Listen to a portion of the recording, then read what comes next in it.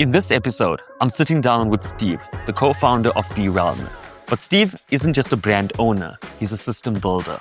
He runs a successful B2C brand that consumers love. And he runs Steadyico, a B2B turnkey solution that helps other entrepreneurs launch their own supplement brand. He has seen the industry from every angle: the consumer, the manufacturer, and the business owner. We break down 3 things you need to know. First, the massive silent opportunities in the health and wellness market right now. Second, the difference between renting an audience and owning your brand IP.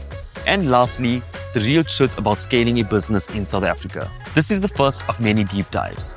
I'm Shabir, co-founder of Livespace, and I hope you enjoyed this episode. Steve, great to have you. Good to be here. To kick off, looking at your entrepreneurship journey, I see B Wellness House, Steadyico. How did this all start? Sure. So I think always been entrepreneurially driven and excited to, I guess, pursue strategy in my own passions. But I think where it initially started was being actively involved in sport. At the time, I was pursuing a rugby career when I first sort of started my journey, and then with secondary to the training comes nutrition and all that kind of stuff, and just developed a love for the human anatomy and how it has the ability to heal itself and recover and perform at peak performance, and those holistic solutions. So that's sort of where the passion initiated, and it's been a journey to find in the South African market, and then tapping into the international market, premium ingredients, and just finding a love for, I guess, cutting through the fluff and bringing the truth back in the wellness space. Yeah, that's so important now, especially when there's so much of noise. So you mentioned 12 years you've been in entrepreneurship. Yeah. So where did this 12 years start? Again, we were, I was playing rugby, and at the time my mom was so both my parents are entrepreneurial as well. Okay. So I've sort of grown up with that and been involved, thankfully, in the conversations, whether it's just hearing them on the phone or whatever the case is. So you pick up on things. And at that time I kind of, I guess, got full of asking my parents for money. Yeah. So while you're at varsity, you need some extra spending money. So we looked at starting our own business. It was initially a supplementation business, sort of your more gym-orientated stuff, whey proteins, pre-workouts, things like that. At the time, we called it Beasts Unleashed Nutrition. Right. We had one of our friends was a tattoo artist, and he sort of drew up these cool sort of, call them figurines or designs that each one attached to a different supplement. And we pursued that, and eventually it just grew from there. We started making contacts in the manufacturing plants and things like that. So, we developed a formula of a weight loss product initially 12 years ago that worked really well. Yeah. And, so bought over my mom's database that she had been selling to her clientele in the past. She had also sold a weight loss product. So that sort of kickstarted the business, and we grew it from there. It was not retail, more of a direct sort of marketing, multi-level marketing sort of platform where we had our agents, they sold to sub-agents, and then they would sell to the end user.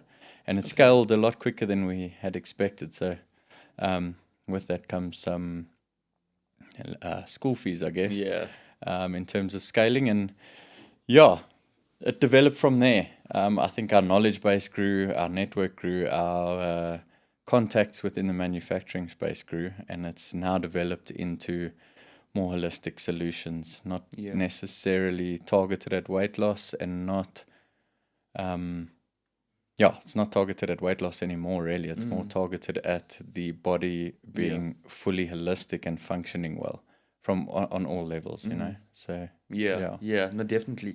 And just to zoom in on B Wellness, I know the motivation behind it was personal. I think we spoke about your mom and your wife. Yeah. So tell us a bit about that. Yeah. So again, at the time we had our own business in that space, and it's quite an interesting one because B Wellness is currently a female first supplement brand or wellness brand, you know. And 3 male directors. All 3 of our moms at the time were going into menopause and experiencing hot flashes and brain fog.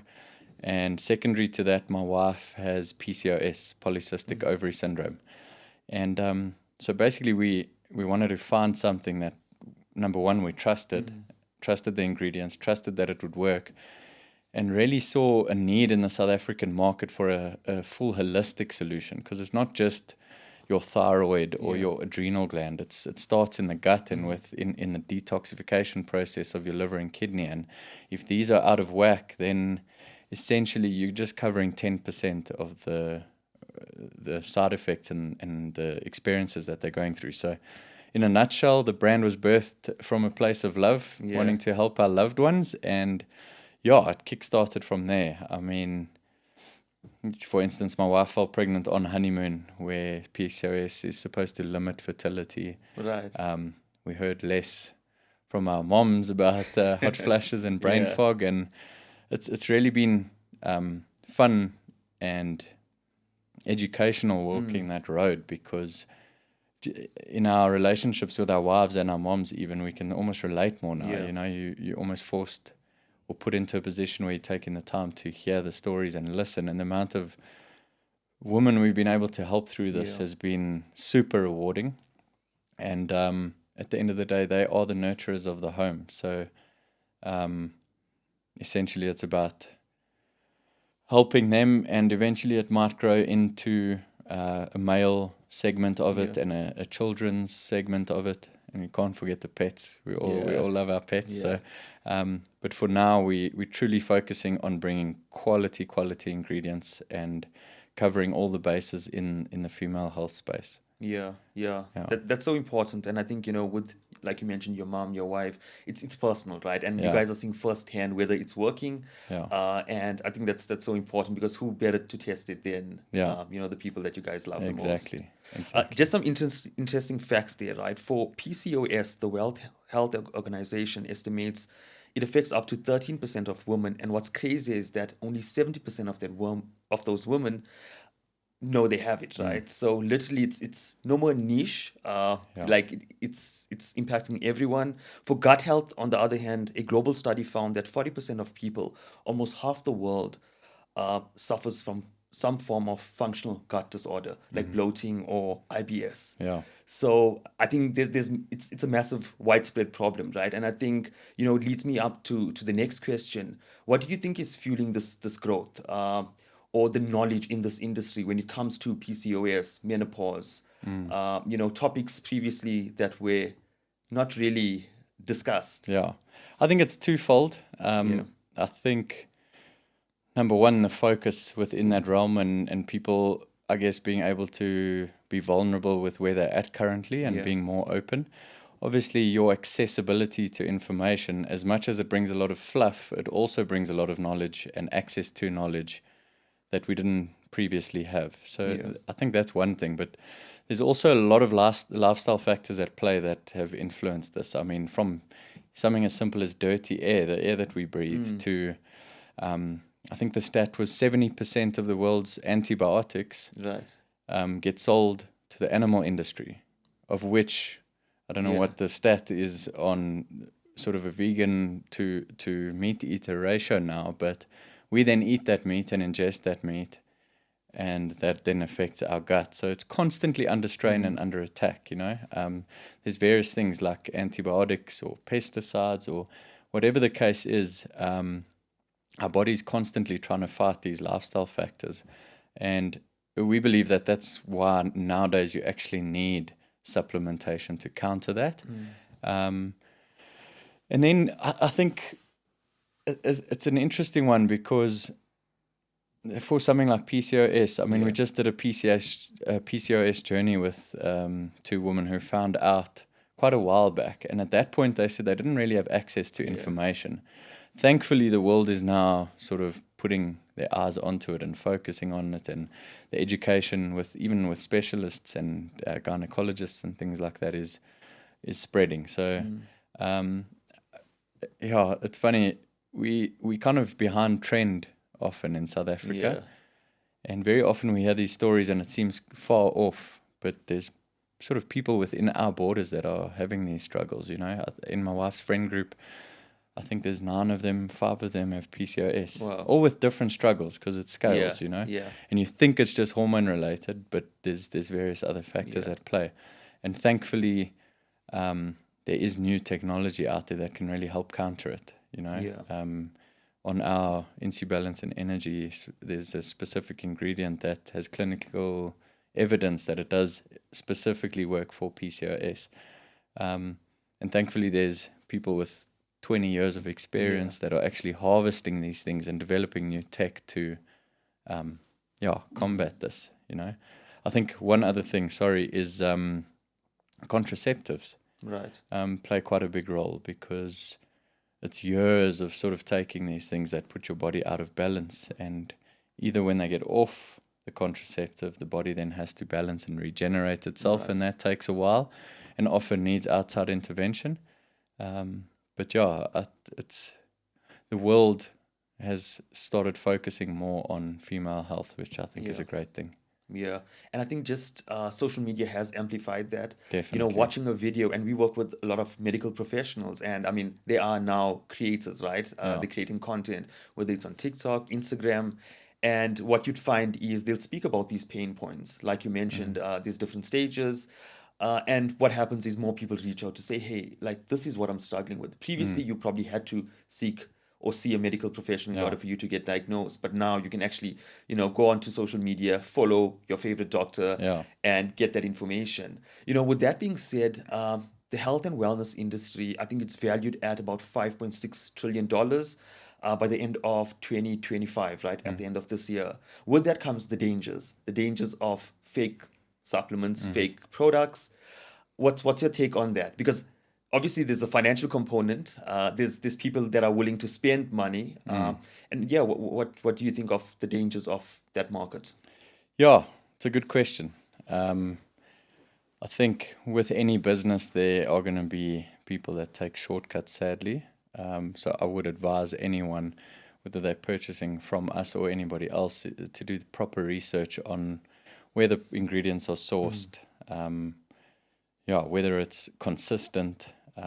Obviously, it comes at a price point very often. It's probably not the best analogy in the female space, but you wouldn't put cheap fuel in your jet or your Ferrari. But you can buy a new Ferrari, you can't buy a new body.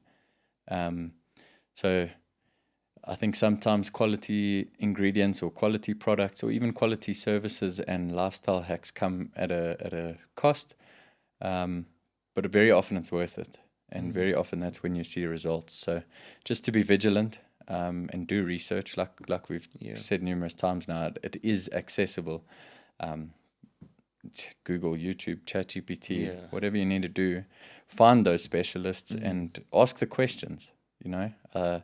Without questions, there's no answers. So actually pursuing the research behind it, you'll come to the right place, you know. Yeah. Let's pivot towards Steadyico. So maybe tell me a bit about the business. I know it's a turnkey solution. Also, passion. It started with our journey with the struggles of actually getting to the right place, exactly in line with what we just said, finding quality ingredients, finding a manufacturer who is GMP approved, SAPRA registered, everything ticked off, all the T's crossed and the I's dotted. From concept to getting it on the shelf. Right. If you don't really know how to go about that, it's quite a challenging process and it can take some time. And so Steadyico was developed with the intention of streamlining that, providing a turnkey solution, essentially not wanting to be greedy with the networks we've built, the contacts we've made, the know-how, and actually assisting on that journey and providing help, whether it's help with design, help with formulation, help with packaging sourcing, the actual packaging of it, receiving your final product. So if you had to come to us with a concept, we'd help you formulate and get it onto shelf. If you have a ready standing product and you want to put better ingredients in, we can source them from an international market or local market, whichever's better. but yeah, essentially it was bridging the gap between where do I go from here, and that's where we sort of come alongside and assist with support. We've also just added a warehousing and distribution leg, so we would warehouse for you and sort of distribute, which streamlines the process, cuts cost. So you wouldn't need to purchase your own warehouse to warehouse stock, especially if you're getting off the ground, you know. If you're housing a small amount of stock and paying those large fees, it can be hard to get out of that hole. So, but it's majorly a passion project. The motive of that is actually to make an impact in the South African market, to get quality stuff out there. So I think a lot of the time people are, I don't want to say burnt, but have a bad connotation towards natural supplementation, either because it didn't work as well as they thought it would, probably because they either didn't take it for long enough. We got to keep in mind, chemical is immediate. Natural is holistic and takes some time, but it's the healthiest way, because you're actually just assisting your body to heal itself and get it into its optimal state of functionality. So yeah, we want to counter that. We want to show people that what God's given us is actually meant for the body to function, and we want to bring quality back to the South African audience. Yeah, no, I love that. So who is your ideal client for Steadyico? For Steadyico? Yeah. Sure. So would it be medical professionals? Because, who wants to launch a supplement? Is it existing health and wellness brands that want to enter into the supplement category? Yeah. All of the above, to be honest. And don't write off the person who's passionate about whatever niche they're in, and that they feel like there's a product that they don't have access to, for instance. Very often that's sort of the client that we take on board. But it's, to answer your question, all of the above. We've implemented a white label system, which makes it a bit more accessible. So for a healthcare professional who doesn't want to lay out initial huge minimum order quantities and things like that, we'll have a white label model where they could purchase smaller quantities and we hold stock just to enter the market. But it's all of it falls under the basket of Steadyico. We're not picky or fussy about who comes on board. Obviously, it helps when there's a healthcare professional, because they know exactly what they want, with some know-how on it. But we are there to advise with professional help if someone has no idea and they just want a product that helps for X, you know. I think I love the concept, and the reason being is a few of the medical doctors that we worked with, and obviously a lot of these products come with expiry dates, right? And then minimum quantities. And a lot of them go in blind. They purchase and then they don't have distribution. So I think that becomes a challenge. So again, I think with a solution like this, I'm not sure what the costs are, but like you said, there is a white label option. So again, testing the market, finding out what exactly are your customers looking for before you go fully in. And is that the angle? Because that works for a wide variety.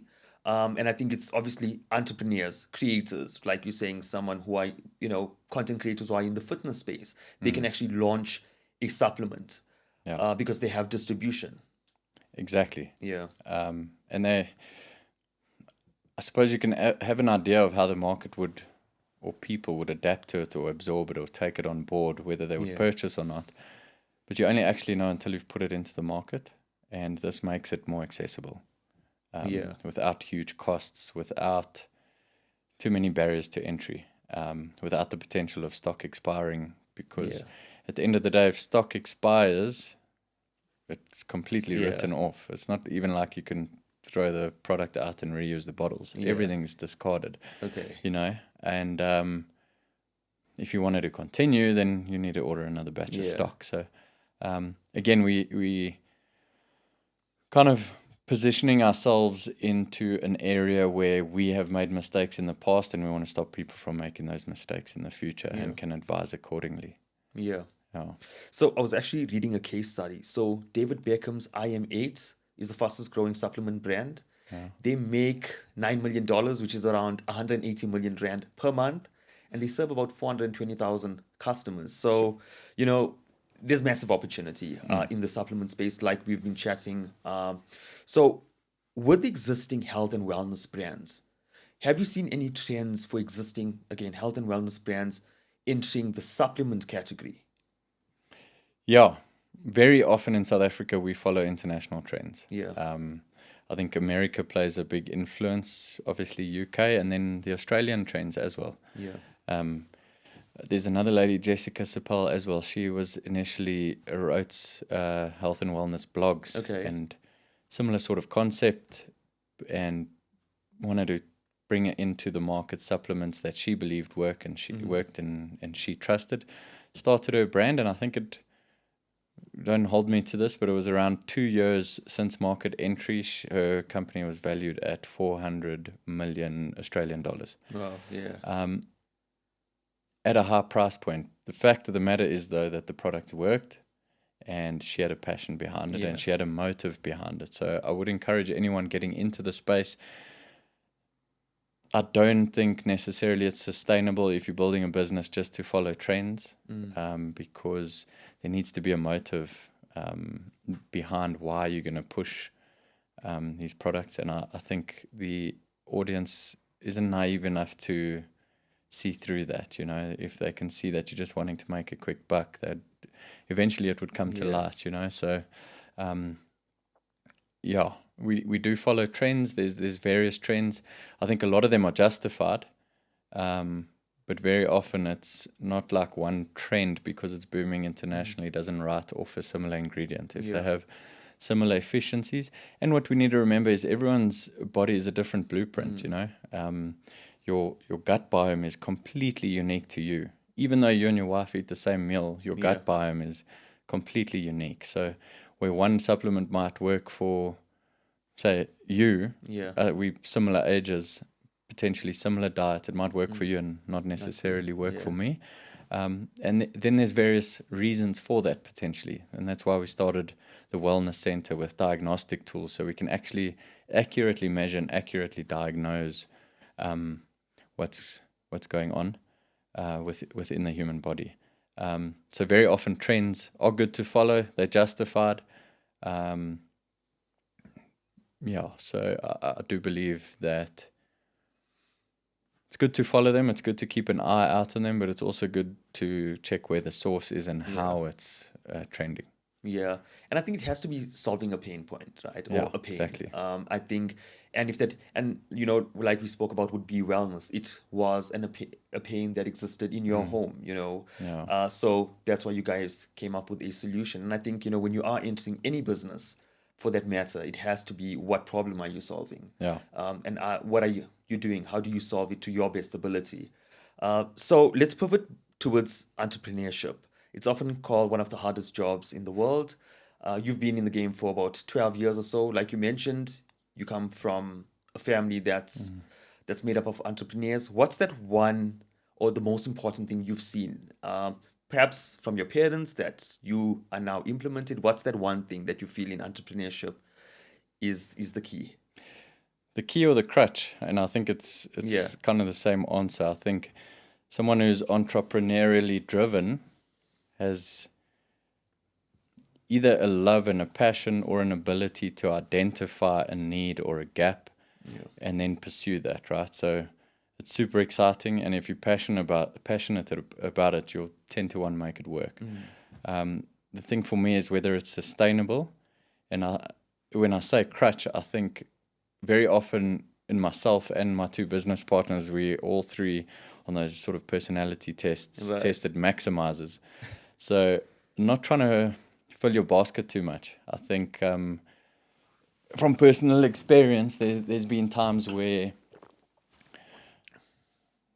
we're busy with what we're doing, for instance, and then there's a need and a gap, and it's like guns blazing. Right. But if you haven't got all your systems in place initially, that then just becomes a distraction. You know what I mean? So to actually, one of the things I would say is actually, I don't know if you know of the hedgehog principle, but essentially it's find one thing that you can do better than anyone else in the world and stick to that. Yeah. Everything else becomes a part of that and potentially fills the basket or fills the solution. But as soon as you start veering off that, it could present problems. Yeah. But yeah, it's an awesome journey, and if anyone's listening here who has an idea and feels like they're entrepreneurial and is doubting whether they should go for it, there's only the time is now. Yeah. Like, there's only one way to truly know if you can make it happen or not. And I think the misconception is that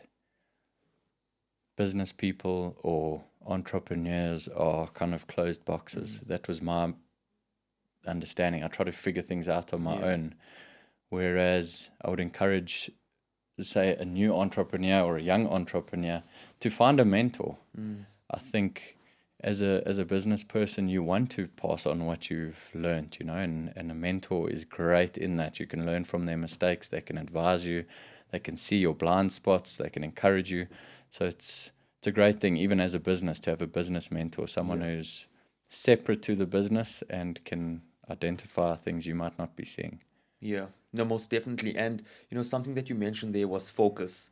And, as entrepreneurs, we're always looking for, the next opportunity. But like, even when we looked at our agency, we said, hey, and I told myself and my co-founder that this is a 10-year thing. Like, we're going to push for the next 10 years, and if opportunities come thereafter, we know the systems, the processes, most importantly, the team, right? Yeah. We are a service-based business. You need to make sure that you have a strong team. And I think for the next 10 years, all we're doing is just helping other businesses, making sure we're putting the systems, the processes in place. Awesome. And, a lot of times we find, and again, being an agency, we work with clients where there's opportunity for us to work more strategically with them. But the challenge that it takes focus from our own business, even though we might understand what they're doing, right? We might understand an aesthetic clinic. We know how to get them clients, as an example, how to develop SOPs, how to put training manuals for their staff. But it doesn't mean I need to be an owner of an aesthetic clinic.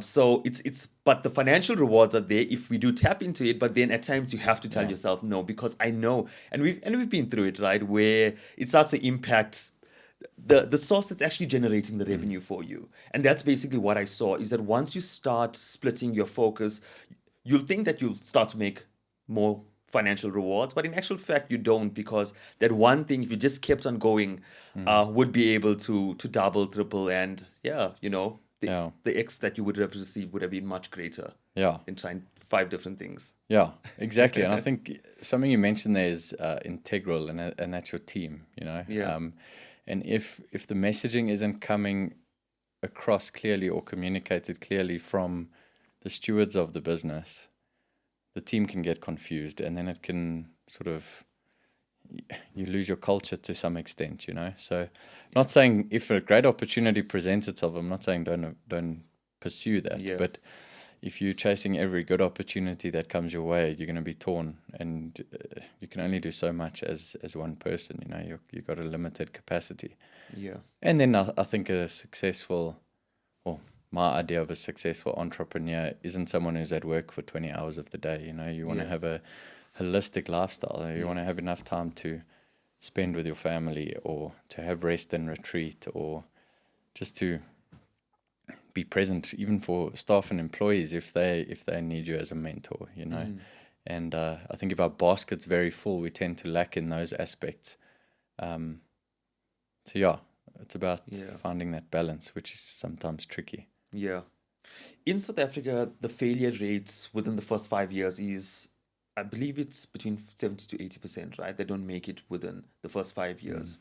Globally, that number is around 50%, which obviously tells us that it's much harder to grow a business in South Africa, especially past that 5-year mark. In your experience, is there a most important thing that you should be focusing on in a business? In South Africa specifically? In general. Okay. As a business owner. Well, first off, I'd say I think we as South Africans, I'm obviously biased, I'm South African, but we are inherently resilient. And I think very often a business that fails is actually so close. They're just missing the mark on, it could be something as small as pricing, or your communication to your audience, which you guys come in and assist with that, and but at the end of the day, the numbers don't lie. If you're running a business and you're not turning a profit, the business is going to collapse. And that's got to be focused on quite intensely, I believe. And secondary to that is then strategy for growth, because to tap out of the hustling entrepreneurial mindset into a business owner mindset and stewarding a big business, there's quite a bridge between that. And if you're not planning for it and not making sure that the business is turning a profit, inevitably it's going to fail. So yeah, make sure you're turning a profit. Make sure that your culture is translatable and implementable, even if you aren't necessarily a present business owner. I would say is integral. So if you had to step away for 6 months to tap into an international market, your business speaks the same language that you've implemented, you know? No, I totally agree. And, you know, what you mentioned on growth, I think that's vital to any business. And what we figured, right, especially working with business. So we've worked with just over 100 businesses, understanding business owners, what are they actually going through. And again, the conversation that we have with them is around sales, which is growth, right? Finding alternative sales channels, whether it's through retailers, stockists, direct through your e-commerce store, through clinics, whatever it may be, right? But what we identified was that as a business owner, you should also look for that one constraint in your business. And at times, sales should always be your focus, right? As a business owner, you need to make sure that you're pushing on sales. But constraint could be churn, it could be cash flow, it could be hiring your team. And oftentimes we sit in meetings with business owners, and yes, it's a sales meeting, but when we really diagnose their business and prior to us bringing a client on board, we actually do a recommendation for them. And what we identify is that while we're focusing on sales, there's other areas that you need to work on. So again, a big thing in service-based business is your team, making sure the SOPs are there. You have a process in terms of scripting, when someone calls in, you standardizing that process. So what we figured is that as long as you can generate sales, but if you have high churn or if you're not managing cash flow correctly, your business is going to struggle. So what we've figured out is every client that we bring on board is identifying what that constraint is. So while we're pushing on sales, they are focusing on working on that constraint. That way, the success rate increases, right? Because again, no one wants to work with a client that's not there for a long period of time. So again, I think it's just finding that constraint, and that's what we figured out is, you know, as business owners, we have to figure out that. And at times, just to finish that, at times business owners think that it's a sales problem. And yes, we all need more sales. But when actually the sales come in, it's not a sales thing. It's either your product isn't good enough. You know, people don't purchase the second time. That's a testament that your product isn't good. You have that, you know, you're changing your staff every 3 weeks, meaning that when someone comes in for a treatment, I mean, you guys have B Wellness House. Imagine your customers or clients coming in and they're seeing a new therapist there or a new employee there at every session. Like, you know, it's not going to work. So I think just identifying that constraint is important. 100%. And I think trying to find the right words, but not taking offense to a constraint. You know, as look. By no means do I sit here and claim to have all the answers, but I think very often to step out of ownership role and be able to make a decision that's best for the business. Even if as the owner or the CEO or whatever the case is, you made a decision that's led to that constraint, the longer you're attached to it, the longer that constraint will be there. So the betterment of the business needs to outweigh opinion and ego, I guess. No, that's very good. I love that you guys sort of step in and fill the role of sales, because it provides capacity and it provides a team culture in let's find the constraints and let's fix it. Like that's what we have for problem solving, you know. It's good. And in actual fact, so we're launching a guide at the end of this year, and we'll actually have a chat about it offline. So part of it is developing SOPs. And what we figured out was just putting standing operating procedures for your team. Oftentimes, and you can probably, as business owners, as the entrepreneurs, we know we can do things better than anyone else, right? Because it's our business, and that's fair. And as soon as you start hiring and you start handing over tasks, no one can do it as good as me, and because you haven't documented it, or you haven't put that process to actually teach someone how to do it the way you've done it.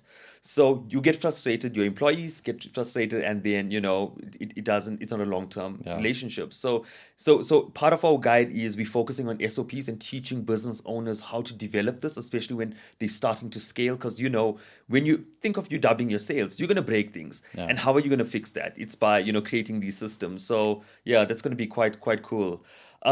Let's pivot towards brand. How important is building a brand versus just selling a good product?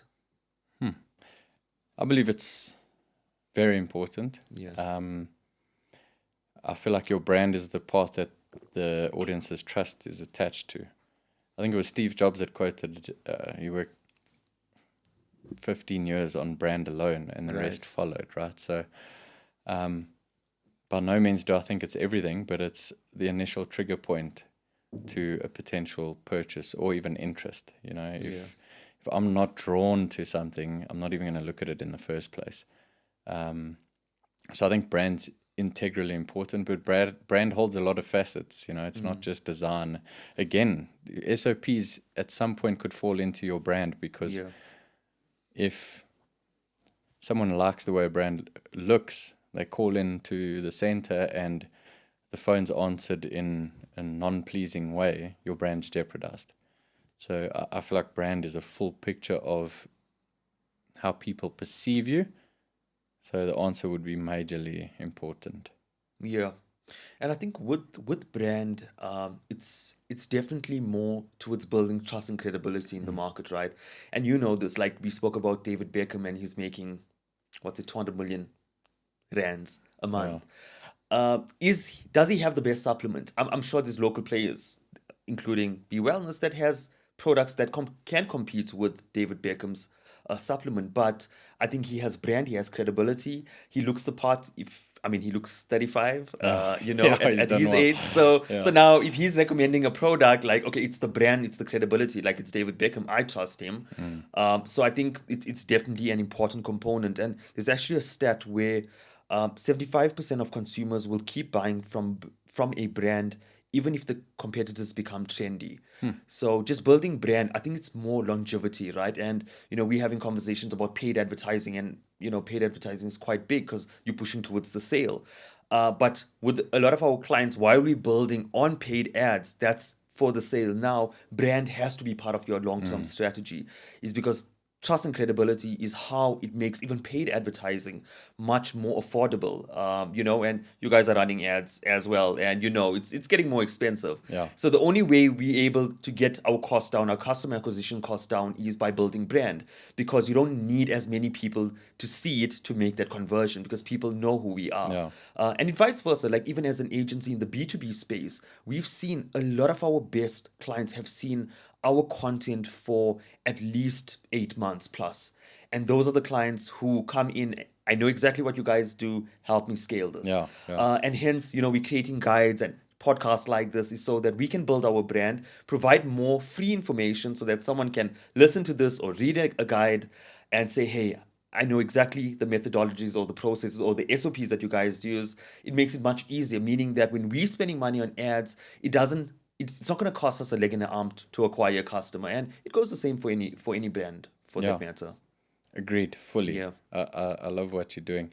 I would actually ask you a question on that in terms of opinion on potentially a startup.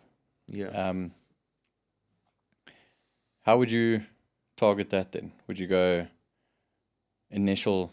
Obviously, brand becomes part of it. So brand building, cool. So you're at a point where you're now ready to launch, whether it's a supplement or a service, doesn't necessarily matter. How would you make sure that the brand is positioned correctly? Or do you think it's just a time thing? Yeah, so important question. So I think the business itself is important. If it's a service-based business, like an agency, B2B space, you wouldn't need brand right now. You would need to go find customers, whether you're working with them for free to prove yourself, get a testimonial, and then bring them on as a retainer client. If you're looking in the supplement space, you can't do that, right? Because it's more, you're looking for sales.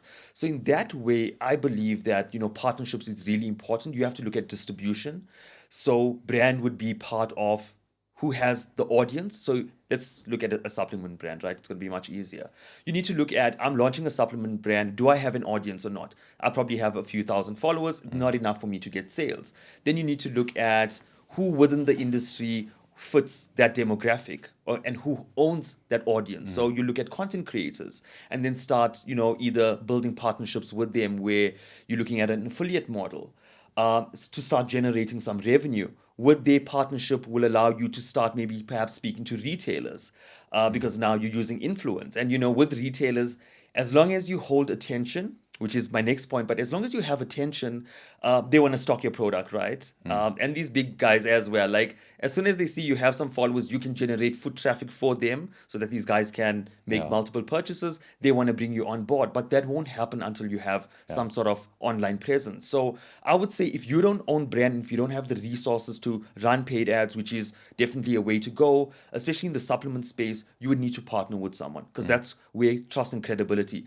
especially in supplements. Like if I'm a startup, I have a few hundred followers, trying to promote a supplement, it's not going to work. You need to have familiar faces there. So definitely in the supplement space, I would definitely go the route of partnerships, affiliate models, even bringing in some of these content creators. And, we're going to chat about the attention economy, but bringing in these, if you're a startup, bringing in these influencers that fit within your brand and even giving them some equity there, saying that, or profit sharing, not even equity, some profit sharing, allowing them and leverage their audience to start, building your brand.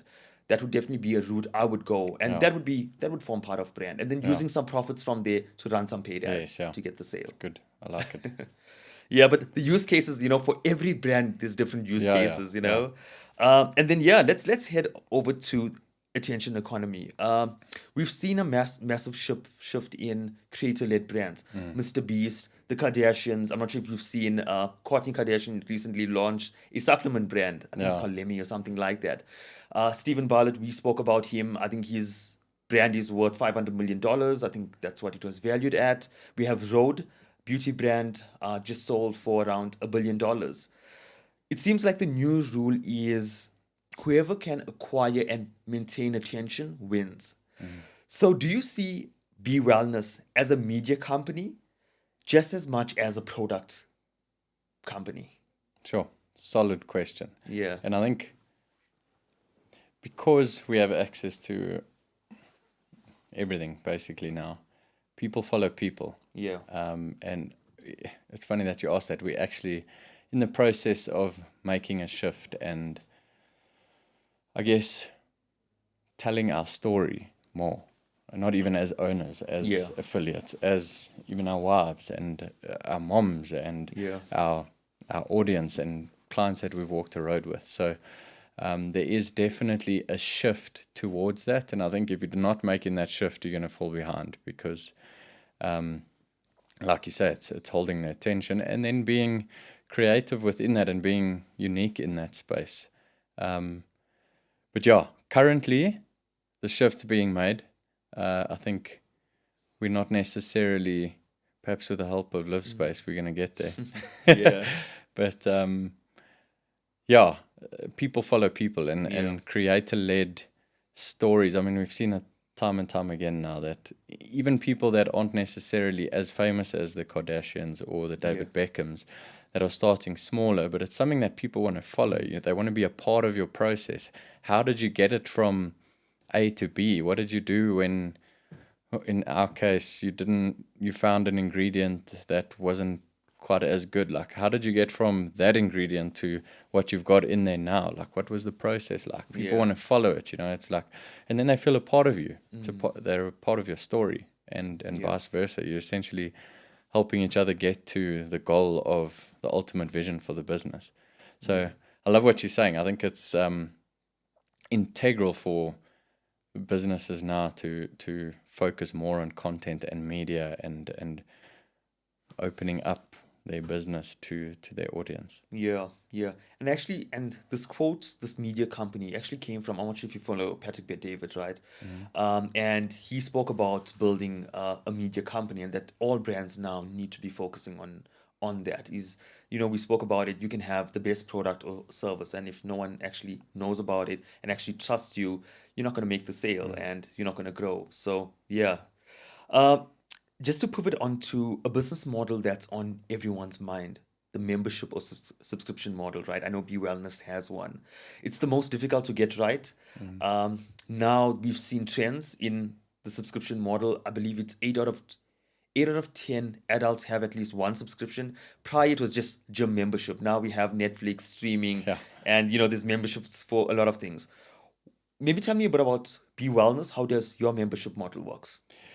So initially our standpoint was we did a major upgrade to our products, which increased costs. But we felt like, number one, how would the market adjust to it? And also our clients that have been walking a road with us, we didn't want to give them this massive price hike and then have potential for them not being able to continue walking the road with us. So the initial point was, as a member, free of charge, you would get a discount on each product. It was quite a drastic discount. So we pursued that, and the uptake's been quite good. I think for us, let me put it this way, I think the constraint and why the subscription/membership model is harder to tap into is because people's skeptical mind on whether you want them hooked for the money every month or if you actually want to make a difference. For us, it's to have the people's ear, to be able to educate them, to provide services, to provide the discounts, to essentially get feedback from them about not only how's the product working, what are your other struggles, where can we help, and I think if someone's part of your community, that becomes easier to do. So that's our vision for it. Whether we've implemented it correctly, it's very new, so we're still proceeding with that. That being said, with B Wellness House, the vision is to scale nationally. And that's a more accessible subscription model, or membership model, where you would pay your monthly subscription and have access to all the services and access to the social area, and potentially, if they wanted to add supplements to that membership, they could do that as well. So we're still figuring that out, and I think in South Africa, the market's slightly smaller than your US markets, so it's I think it makes it a little bit more challenging. But like you said, once your brand's established and your trust in the market is justified by what you're giving your audience, then the barrier to entry with the membership model is a lot easier. And I think, when you're looking at a membership or subscription model for B Wellness, over and above, getting the feedback for clients, which is just as important, I think it's the consistency, right? No one is going to take your product for 2 months and then the problem, you need to maintain that. So I think with subscription, similar to a gym membership, and if you're on Vitality, it's always sending you reminders, hey, you need to make sure you're clocking in. It's the same thing with subscription. So I think it's the way people need to perceive it. It has grown by 435%, so it's year-over-year growth. 1.5 trillion market cap by the end of 2025. Again, a lot of that sits out of South Africa, but I do see trends where a lot of more businesses are tapping into it, and I think it's more financially it makes more sense to get that discount, plus the benefits that come with it. And, it's something that we'll actually chat about. But even when you're developing a membership or subscription model, it's about stacking that value, right? And you guys have done it. I know you didn't mention it, but there's a few line items there. But it's stacking that value and making sure that the client is getting, the most, but then it also helps you from predictable revenue, right? If you know that X amount, every month you have X amount of subscription going out, it helps you invest in your growth, but more importantly in your product, so that you can, provide better versions of it in the near future. Exactly. Okay, so as we head towards a conclusion, I know that, any business owner and entrepreneur is focused on growth, especially as we head into 2026. How important is it for you, or even entrepreneurs or business owners for that matter, to have a clear plan and have a vision for their business as they head into 2026? I think it's integral. I think whether you an individual owner or entrepreneur, I would encourage you to sit again with a mentor or somebody to advise you on that, or if you're part of an exco, to establish that vision and that goal. I would, one of our mentors calls it I think it's a BF, anyways, a big fat hairy goal that is like out there, that's actually the goal, but maybe not as realistic, and then you work backwards from that. But in terms of clearly defining targets, clearly defining where you want to be, because that needs to be communicated to your team essentially and to your audience, you know. So I think it's definitely important. And when you start getting into the nitty-gritties of that,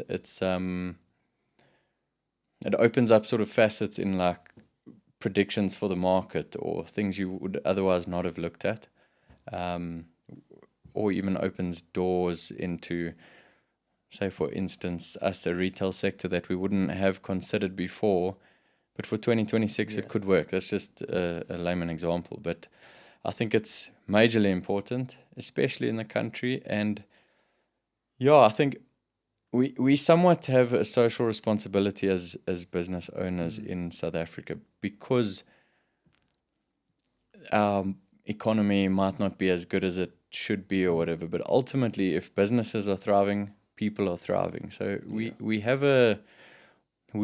as business owners and business people have the potential to shift things, you know, and I think if everyone has somewhat an aligned vision of tackling that and moving forward, it could really benefit everyone in the country. So if any other business owners are watching, I'd like to encourage them to reach out and see actually how we can assist each other as business owners and turn the economy for the better, and just make sure our clients' feet are washed in some sense, you know. But I think planning's majorly important, and then communicating that well to your team.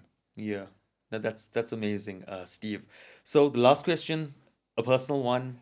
I know you have a 4.5-month-old son. Yeah.